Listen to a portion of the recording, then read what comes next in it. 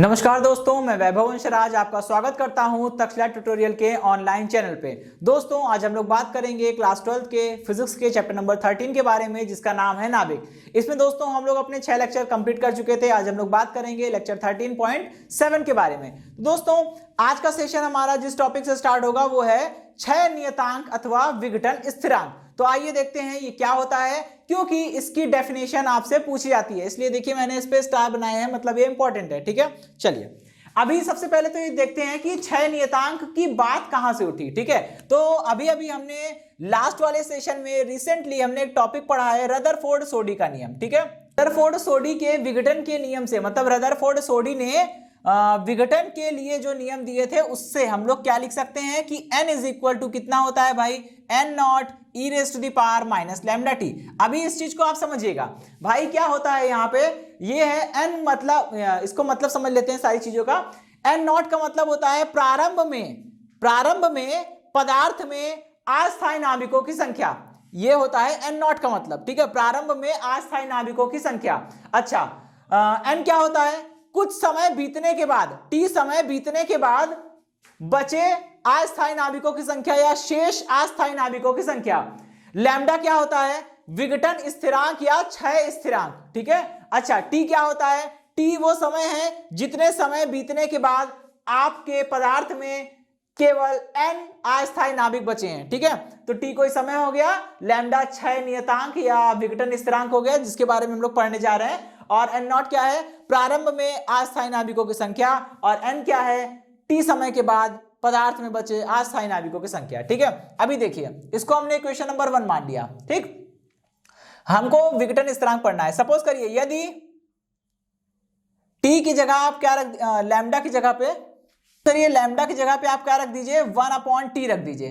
ठीक है, तो समीकरण 1 से एक में क्या करिए, आप ये वैल्यू रख दीजिए, n is equal to n naught हो जाएगा e की पावर माइनस लैम्डा की जगह क्या आ जाएगा, 1/t आ जाएगा, और t अपनी जगह पर है, t से t कट जाएगा, कितना हो जाएगा, n is equal to n naught e की पावर -1। ठीक है, इसको आप क्या लिख सकते हो, इसको लिख सकते हो n is equal to n naught, और यहां पे हो गया 1/e। ठीक है, अभी इसको सॉल्व करिए। ये जो यहां पे जो e आ रहा है दोस्तों, वो e क्या है, e मैथ्स में आपने चैप्टर पढ़ा होगा, e को हम लोग बोलते हैं चर घातांक। ठीक है, चर घातांक, ठीक, यानी कि एक्सपोनेंशियल।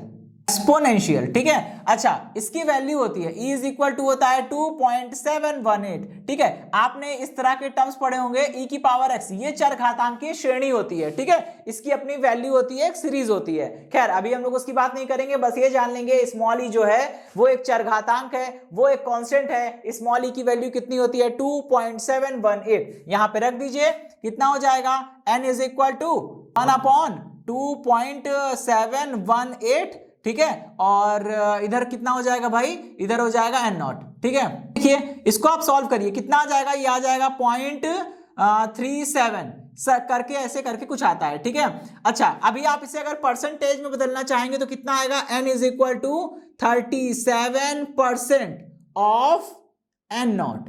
यहां पे इस चीज को समझिएगा। ठीक है, यहां से हमारा एक आंसर निकल के आता है, एक रिजल्ट निकल के आता है, एक निष्कर्ष निकल के आता है। वो ये है कि अब देखिए लैम्डा की जगह जैसे ही आपने 1/t रखा, ठीक है, लैम्डा की जगह जैसे ही आपने 1/t रखा, तो आपको रिजल्ट क्या मिला, रिजल्ट मिला है कि n बराबर कितना हो जाएगा, n नॉट का 37%। और n होता क्या है, याद करिए, अभी हमने शुरू में बताया, n क्या होता है, t समय या कुछ समय बीतने के पश्चात शेष बचे अस्थायी नाभिकों की संख्या। ठीक है, इसका मतलब यह हुआ कि अगर लैम्डा बराबर 1/t रखेंगे तो t समय के बाद कितना हो जाएगा, केवल 37% जो होंगे वो अस्थायी नाभिक बचेंगे, प्रारंभिक मात्रा के 37% ही बचेगा, बाकी सारा 63% क्या हो जाएगा, विघटित हो जाएगा। ठीक है, अच्छा आइए तो यहां से परिभाषा बनाइए, बोलेंगे किसी भी रेडियो सक्रिय पदार्थ या रेडियोधर्मी पदार्थ का क्षय नियतांक अथवा विघटन स्थिरांक लैम्डा उस समय के व्युत्क्रम के बराबर होता है जितने समय में कोई रेडियो सक्रिय पदार्थ विघटित होने के पश्चात अपनी प्रारंभिक मात्रा का 37% शेष रह जाता है। ठीक है, एक बार फिर से सुनेंगे, ठीक है, समझिएगा। कि किसी रेडियो सक्रिय पदार्थ अथवा किसी रेडियोधर्मी पदार्थ का क्षय स्थिरांक अथवा विघटन स्थिरांक वह उस समय का व्युत्क्रम के बराबर होता है जितने समय में कोई भी रेडियो सक्रिय पदार्थ अपनी प्रारंभिक मात्रा का 37% शेष रह जाता है। ठीक, चलिए तो यहां पे इसकी परिभाषा मिल गई और यहां से बस यही परिभाषा आपको लिखनी है और वो परिभाषा हमने इसको देखकर बनाई है। ठीक है, या फिर इसे दूसरे शब्दों में ऐसा भी बोल सकते हैं, भाई अगर 37% शेष रह गया तो कितना विघटित हुआ, 100 में से 37 घटा दीजिए, 37 माइनस करेंगे, कितना आएगा, 63 आएगा। तो अब इसी परिभाषा को आप दूसरे तरीके से भी बोल सकते हैं। क्या बोलेंगे कि किसी रेडियो सक्रिय पदार्थ अथवा रेडियोधर्मी पदार्थ का क्षय स्थिरांक अथवा विघटन स्थिरांक वह उस समय के व्युत्क्रम के बराबर होता है जितने समय में वह रेडियो एक्टिव पदार्थ अपनी प्रारंभिक मात्रा का 63% विघटित हो जाता है। अभी हमने इससे पहले क्या बोला था, 37% शेष बचता है, वहां क्या बोल रहे हैं, 63% विघटित हो जा रहा है, दोनों में अंतर है। ठीक है, चलिए ये बात समझ में आ गई। ओके, अब हम लोग बढ़ेंगे अपने नेक्स्ट टॉपिक की ओर। अब देखिए दोस्तों, हमारा इस सेशन का जो दूसरा टॉपिक है वो है अर्धायु। अर्धायु अपने आप में इंपॉर्टेंट है। ठीक है, कारण वही है कि ये आगे डेरिवेशंस में कनेक्ट हुआ है और ये न्यूमेरिकल में भी आपको हेल्प देने वाला है। ठीक है, यहां से अभी इस टॉपिक के लास्ट में 2 फॉर्मूले निकलेंगे, दोनों बेहद इंपॉर्टेंट है, समझिएगा इस चीज को। अर्धायु मतलब हाफ लाइफ, नाम से ही लग रहा है कि जैसे मान लीजिए कि कोई व्यक्ति है, इसको पहले हम लोग एक सामान्य से एग्जाम्पल से समझेंगे। ठीक है, मान लीजिए कोई व्यक्ति है, उसकी आयु कितनी है, 80 ईयर्स है। ठीक है, हालांकि हम किसी को भी, जितने भी हम इंसान हैं, लिविंग है, ठीक है, किसी भी लिविंग्स को अपनी आयु नहीं पता होती है, लेकिन मान लीजिए कि कोई व्यक्ति है, वो जानता है उसकी आयु 80 साल की है। ठीक है, और जब वो अपनी लाइफ के 40 ईयर कंप्लीट कर लेगा तो वो समझ जाएगा कि उसने अपनी आधी जिंदगी तो जी ली है। अभी 40 साल की जिंदगी उसने व्यतीत कर ली है, 40 साल की जिंदगी उसने स्पेंड कर ली है, खर्च कर ली है, जी ली है। अभी 40 साल ही बचे हैं, क्योंकि टोटल 80 साल की लाइफ थी, 40 ईयर्स वो जी चुका है, 40 ईयर बचा है। तो बिल्कुल वो क्या होगा, वो उस समय अपनी लाइफ के बिल्कुल मिड में होगा। ठीक है, 40 ईयर्स बचे हैं, 40 ईयर्स वो कंप्लीट कर चुके हैं। तो वही चीज होती है, जैसे हम लिविंग्स की एक आयु होती है जिसके बाद हम लोग डेड हो जाते हैं, वैसे ही रेडियो सक्रिय पदार्थ या रेडियोधर्मी पदार्थ की भी अपनी एक आयु होती है। कैसे, आइए ऐसे समझते हैं। जैसे मान लीजिए मैंने बताया, आपने कोई एक पदार्थ लिया, ठीक है, वो बिल्कुल ही अस्थायी है, वो अपने भीतर से अल्फा बीटा गामा किरणों को निकालता रहेगा और उसके अस्थायी नाभिक किसी दूसरे तत्व के स्थायी नाभिक में बदलते रहेंगे।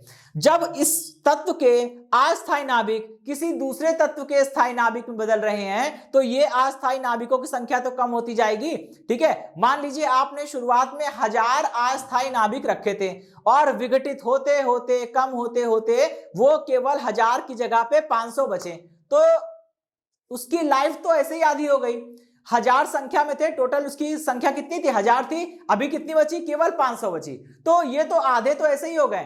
तो जितने समय में वो अपनी मात्रा का आधा बचेगा और आधा विघटित हो जाएगा, वही समय क्या कहलाता है, उसका अर्धायु। ठीक है, तो इसकी परिभाषा क्या बनेगी, किसी रेडियो सक्रिय पदार्थ अथवा किसी रेडियोधर्मी पदार्थ की अर्धायु वह समय है जिसके भीतर वह रेडियो सक्रिय पदार्थ अपनी प्रारंभिक मात्रा का आधा विघटित होकर आधा शेष रह जाता है। ठीक है, चलिए इस बात को हम लोग समझते हैं। और देखिए, अर्धायु को हम लोग किससे लिखते हैं, अर्धायु एक प्रकार का समय है। मैंने बोला ना, किसी रेडियो सक्रिय पदार्थ या रेडियो एक्टिव या रेडियोधर्मी पदार्थ की अर्धायु वह समय होती है जिसके भीतर वह पदार्थ अपनी प्रारंभिक मात्रा का आधा विघटित होकर आधा शेष रह जाता है। इसका मतलब अर्धायु एक प्रकार का समय है, इसलिए अर्धायु को टी से लिखते हैं, और ये हाफ लाइफ को दिखाता है, इसलिए नीचे 1/2, टी के नीचे 1/2 लिख देंगे, मतलब ये अर्धायु है। ठीक है, ये किसको दिखाएगा, ये आपको अर्धायु को दर्शाता है। ठीक है दोस्तों, अब अर्धायु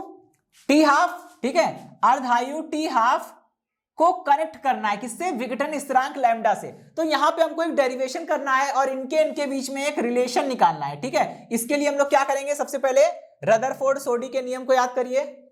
सोडी रदरफोर्ड के नियम से, भाई सोडी रदरफोर्ड का नियम क्या था, n = n0 e⁻⁻ lambda T.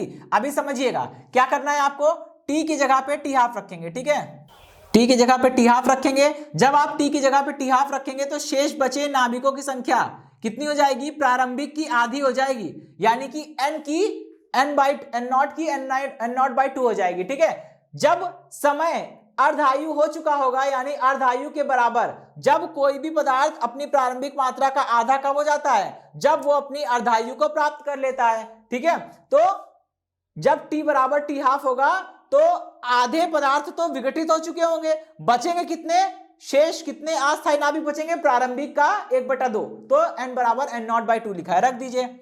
इसको समीकरण 1 माना था, समीकरण 1 में रख दीजिए। क्या करेंगे, n की जगह रखिए n नॉट बाई 2। ठीक है, और n नॉट अपनी जगह पे ऐसे एज इट इज रहेगा, माइनस लैम्डा अपनी जगह पे रहेगा, और t की जगह पे क्या रखेंगे, टी हाफ। जैसे ही आपने t की जगह टी हाफ रखा, n की जगह n नॉट बाई 2 रखा, देखिए n नॉट से n नॉट कैंसिल हो जाएगा, कितना बचेगा, 1/2 इज इक्वल टू e की पावर माइनस लैम्डा टी की टी हाफ। ठीक है, अभी क्या होगा, इसको रिवर्स कर दीजिए, इसको पलट दीजिए। ठीक है, जैसे ही आप इसको पलट देंगे क्या हो जाएगा, ये हो जाएगा 2 इज इक्वल टू ई की पावर, 2 इज इक्वल टू ई की पावर लैम्डा टी हाफ।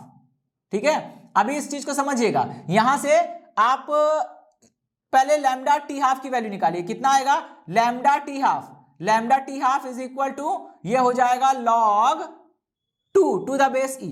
ठीक है भाई, अगर यहाँ पे एक्सपोनेंशियल हटाना है तो दोनों पक्षों में लॉग लेना पड़ेगा, ये तो मैथ्स की चीज है, इतना तो समझ ही रहे होंगे। ठीक है, यहां से कितना आ जाएगा, lambda is equal to t half, और यहां से दोनों पक्षों में लॉग लिया है तो log 2 बन जाएगा, और यहाँ पे एक चलिए एक स्टेप और ही कर देता हूं यहाँ पे। ठीक है, क्या बनेगा, ये बनेगा log 2 to the base e is equal to, यहाँ पे आप लेंगे log, तो log e बेस पे कितना लिखा है, e की पावर लैम्डा टी हाफ। ठीक है, अभी देखिएगा, आपको पता है अगर पावर की पावर होती है तो वो आगे आ जाती है। ठीक है, तो यहाँ पे एक नियम लगेगा, वो मैं साइड में मेंशन कर दूंगा अभी। ठीक है, कितना हो जाएगा, लैम्डा टी की पावर लैम्डा टी हाफ, और ये बन जाएगा log e to the base e. ठीक है, यहाँ पे ध्यान रखिएगा, एक मैंने फॉर्मूला लगाया है कि अगर log में कुछ लिखा हो m, उसकी पावर हो n, तो क्या होता है, n log m हो जाता है। ठीक है, पावर आगे आ जाती है, यहाँ पे बिल्कुल वही चीज हो रही है। ठीक है, log के साथ कोई संख्या लिखी है, उस संख्या की पावर है, ये है m, उसकी ये पावर है n, तो n जो पावर है वो आगे आ जाएगी और वो संख्या बचेगी। ठीक है, तो अभी देखिए यहाँ पे क्या बन रहा है, यहाँ पे बनेगा log e to the base e, log e to the base e की वैल्यू कितनी होती है, 1 हो जाती है। यहां रख दीजिए, कितना हो जाएगा, lambda t half is equal to, ये हो जाएगा log 2 to the base e। यहां से आप क्या निकालिए, यहां से आप टी हाफ की वैल्यू निकालिए, कितना आ जाएगा। अब यहां पे एक और चीज मैं करना चाहूंगा, देखिए दोस्तों, ये log बेस कितना है, e है, हमको अगर बेस 10 करना है तो क्या करना होगा, यहां पे आपको केवल एक मल्टीप्लाई करना होगा, 2.303 से मल्टीप्लाई करिए, अब ये किस में बदल जाएगा, log 2 टू द बेस 10। आपको यहां पे एक फॉर्मूला मैं लिख रहा हूं, देखिए log x to the base e किसके बराबर होता है, 2.303 multiplied by log x to the base 10 के बराबर होता है। ठीक है, समझिएगा, इतनी बात समझ में आ गई। अच्छा, अभी यहां से आप निकालिए टी हाफ, तो कितना आएगा, t half is equal to, यहां पे 2.303 और log 2 to the base 10 base पे log 2 की वैल्यू कितनी होती है, 0.3010 अपॉन में कितना है भाई, लैम्डा है। जब आप इसको कैलकुलेट करेंगे, मतलब 2.303 को मल्टीप्लाई करेंगे 0.3010 से, तो कितना आएगा, क्या आ जाएगा, 0.6932 अपॉन में लैम्डा। ठीक है, तो ये तो हो गई इसकी वैल्यू, यानी कि एक फॉर्मूला निकल कर आया है, इसे हम इक्वेशन नंबर 2 मान लेंगे। ये फॉर्मूला बता रहा है कि किसी भी तत्व की जो अर्धायु होती है टी हाफ, वो किसके बराबर होती है, 0.6932 अपॉन लैम्डा के, जहां लैम्डा क्या है, उस तत्व का क्षय नियतांक या विघटन स्थिरांक। ठीक है, चलिए, तो दोनों में संबंध निकालना था, t half is equal to कितना आया, 0.6932 अपॉन लैम्डा। ठीक है, बस ये टॉपिक यहां पे खत्म हुआ। अभी हम लोग क्या करेंगे, इसी टॉपिक को, मतलब पूरी तरह से नहीं खत्म हुआ है, थोड़ा सा इसे अभी आगे एक्सटेंड करना है, और 2 फॉर्मूले हमको और निकालने हैं, और उसका एक ग्राफ बनाना है। ठीक है, तो चलिए आगे बढ़ते हैं। यहाँ पे एक चीज समझने वाली है दोस्तों, देखिए मैं यहाँ कह रहा हूं, मान लीजिए कोई एक तत्व है, ठीक है, उस तत्व में प्रारंभ में कितने अस्थायी नाभिक थे, n नॉट थे। ठीक है, जब उसने अपनी अर्धायु को कंप्लीट किया, जब उसने अपनी अर्धायु को कंप्लीट किया तो अर्धायु के बराबर जब समय बीता, अर्धायु के बाद कितने बचे होंगे, आधा हो जाता है। अर्धायु का मतलब क्या होता है, अर्धायु का मतलब वो समय है जितने समय के भीतर कोई रेडियो सक्रिय पदार्थ क्षय होने के पश्चात, डिके होने के पश्चात अपनी प्रारंभिक मात्रा का आधा शेष रह जाए। तो जैसे ही आवर्तकाल बीतेगा, गुजरेगा, वैसे ही क्या हो जाएगा, अस्थायी नाभिकों की संख्या जस्ट हाफ हो जाएगी। फिर उसके बाद आवर्तकाल कह रहा हूं, सॉरी, फिर जब अर्धायु बीतेगी तो अपनी अर्धायु के बाद ये जितना बचा था, कितना बचा था, n नॉट बचा था, अब ये n नॉट का भी आधा हो जाएगा, n नॉट बाई 2 का भी आधा हो जाएगा। कितना बचेगा, ये बचेगा n नॉट अपॉन 4। ठीक है, आप समझिए। फिर जब एक अर्धायु और बीतेगी तो अर्धायु का मतलब क्या है कि जितना भी है उसका आधा बचेगा। तो अभी कितना है, n नॉट बाई 4 है। तो अर्धायु फिर से जब बीतेगी तो एक बार और अर्धायु के बीतने के पश्चात ये बचा कुचा जो भी है उसका भी आधा हो जाएगा। कितना बचा, ये बचा n नॉट डिवाइडेड बाई 8। यहां समझिएगा, ठीक है। इसी प्रकार ये प्रक्रिया चलती रहेगी। अब यहां पे आप समझिए, जब एक अर्धायु बीती तो 1/2 हुआ, 2 अर्धायु बीती तो n नॉट बाई 4 हो गया, तीसरी अर्धायु बीती तो n नॉट अपॉन 8 हो गया। इसका मतलब अगर n अर्धायु बीत जाएगी, ठीक है, अगर n अर्ध आयु, अब n क्या है, कोई संख्या हो सकती है, ठीक है, n अर्धायु के पश्चात, n अर्धायु के पश्चात कितना हो जाएगा भाई, n अर्धायु के पश्चात बचे हुए नाभिकों की संख्या जो होगी वो प्रारंभिक नाभिकों की संख्या की 1/2 की पावर कितनी हो जाएगी, n के बराबर हो जाएगी। अब इसको यहां पे रख के आप चेक कर सकते हैं, जब पहली अर्धायु आएगी तो n बराबर 1 रखिए, जैसे ही आप n बराबर 1 रखेंगे कितना बचेगा, शेष नाभिकों की संख्या is equal to n naught into 1/2। और यही तो है, देखिए जब दूसरी अर्धायु आएगी तो दूसरी अर्धायु के बाद कितने नाभिक बचेंगे ये देखना है, तो क्या करना पड़ेगा, n बराबर 2 रखना पड़ेगा, क्योंकि दूसरी अर्धायु की बात हो रही है। तो यहां n बराबर 2 रखिए, कितना हो जाएगा, n is equal to n naught, यहां पे हो जाएगा 1/2 की पावर 2, ये कितना हो जाएगा, n नॉट बाई 4।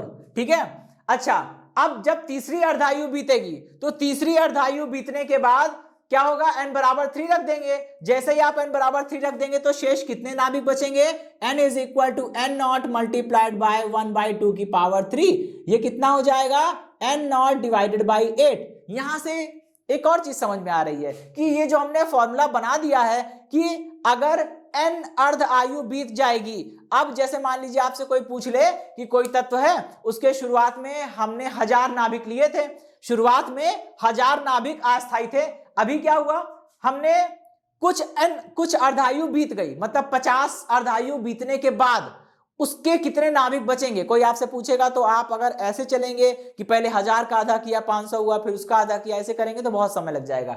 तो हम क्या करेंगे, इस फॉर्मूले का यूज कर सकते हैं। भाई वो पूछ रहा है कि 50वीं अर्धायु पूरी होने के बाद कितने नाभिक बचेंगे, तो 50वीं अर्धायु बोला है तो n बराबर 50 रख देंगे, स्मॉल n बराबर 50।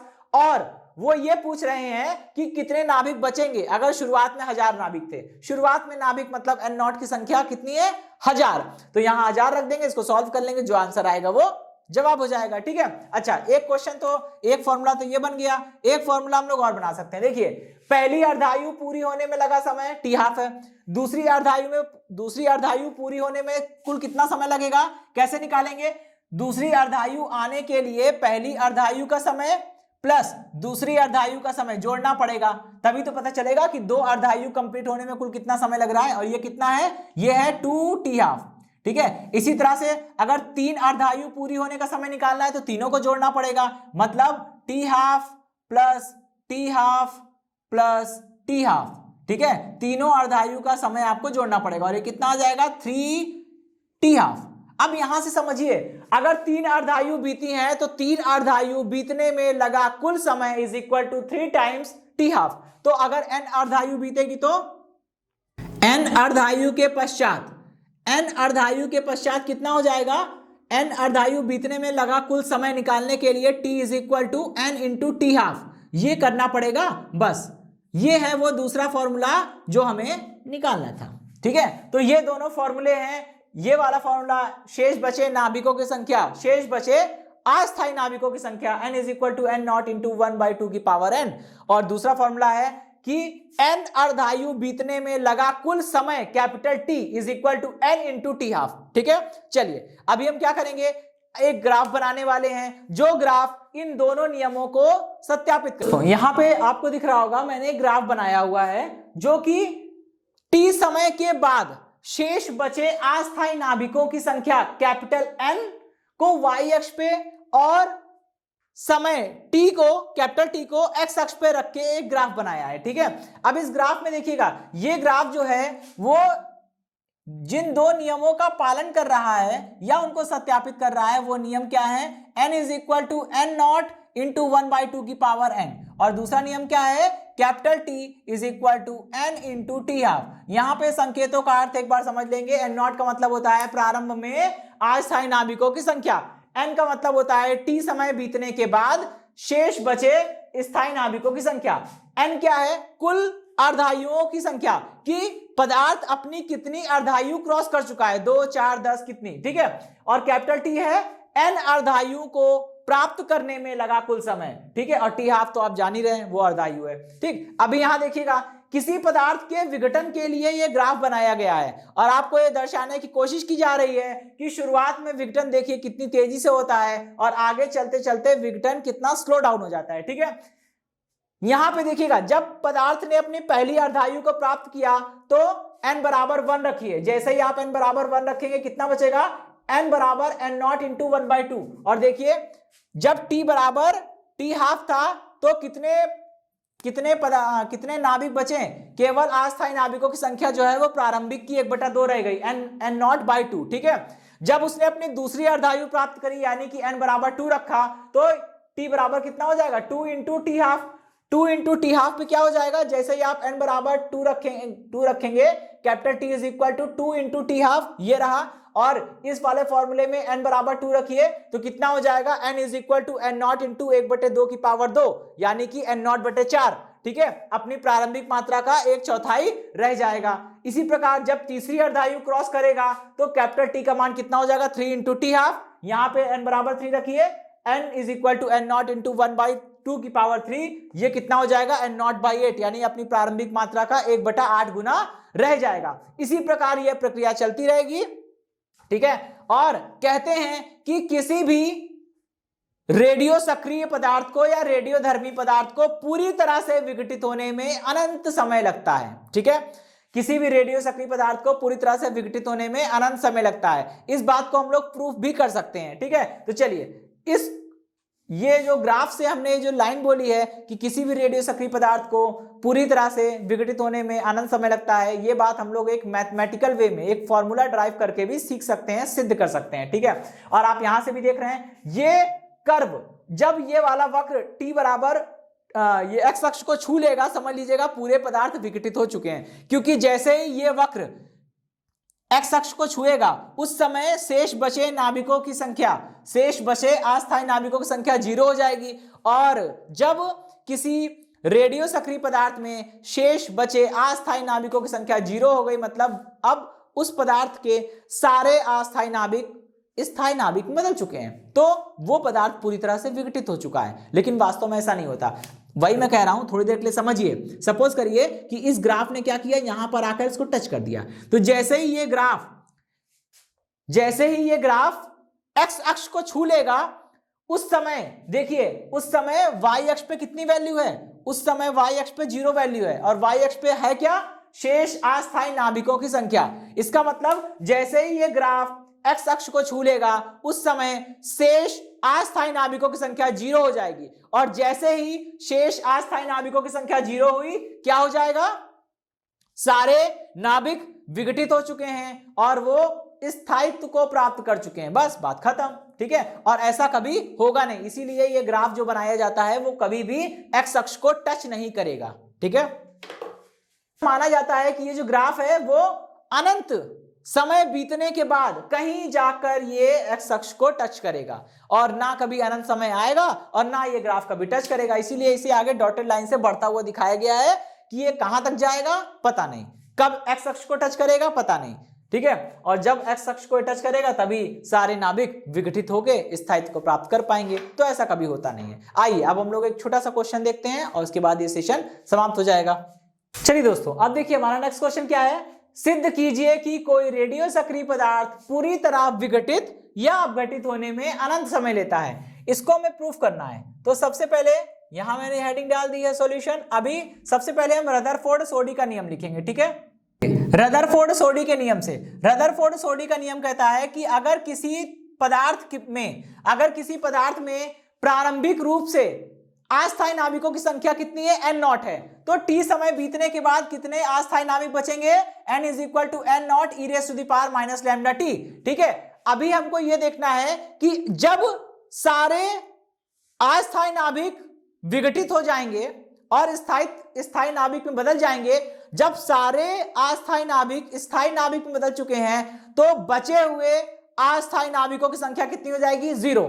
इसका मतलब यहां पे n बराबर 0 रखना पड़ेगा, क्योंकि n क्या होता है, t समय बीतने के बाद बचे अस्थायी नाभिकों की संख्या। और क्वेश्चन में बोल रहे हैं कि जब कोई रेडियो सक्रिय पदार्थ पूरी तरह विघटित हो जाएगा, पूरी तरह विघटित हो गया, उसके सारे अस्थायी नाभिक स्थायी नाभिक में बदल गए, तो कोई भी नाभिक अस्थायी नहीं बचेगा।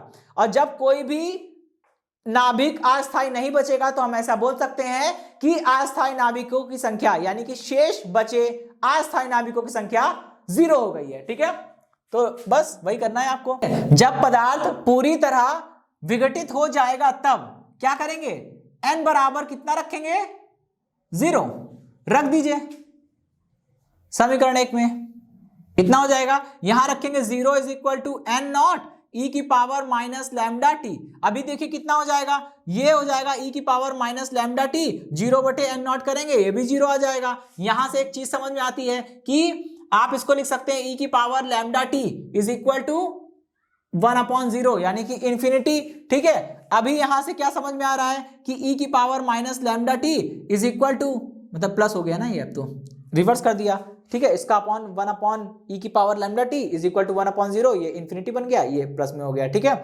अच्छा अभी क्या करेंगे इसको, ठीक है। चलिए अभी यहां पे हम लोग इसको लिख सकते हैं e की पावर अनंत, क्योंकि e की पावर इंफिनिटी जब होगी तो वैल्यू कितनी आएगी, जब e की पावर इंफिनिटी होगी तो वैल्यू कितनी आएगी, इंफिनिटी आएगी, बस बात खत्म। अभी देखिए दोनों तरफ तुलना कर लीजिए, तो lambda t is equal to infinity, तो t इज इक्वल टू कितना आएगा, इंफिनिटी अपॉन लैम्डा, और इसको सॉल्व करने पर कितना आ जाएगा, t is equal to infinity, यानी कि आ गई बात सामने, ठीक है। जो हमें प्रूफ करना था वो सामने आ गया। हमने ये बोला कि जब कोई भी रेडियो सक्रिय पदार्थ पूरी तरह से विघटित हो जाएगा तो उसमें कोई भी नाभिक अस्थायी नहीं बचेगा और अस्थायी नाभिकों की शेष संख्या या शेष अस्थायी नाभिकों की संख्या 0 हो जाएगी। n बराबर 0 रख दिया, t की वैल्यू निकाल लिया, और जब n बराबर 0 रख के t की वैल्यू निकालेंगे तो t बराबर अनंत आएगा। और यहां से जो रिजल्ट निकल रहा है, निष्कर्ष निकल रहा है, वो भी यही कह रहा है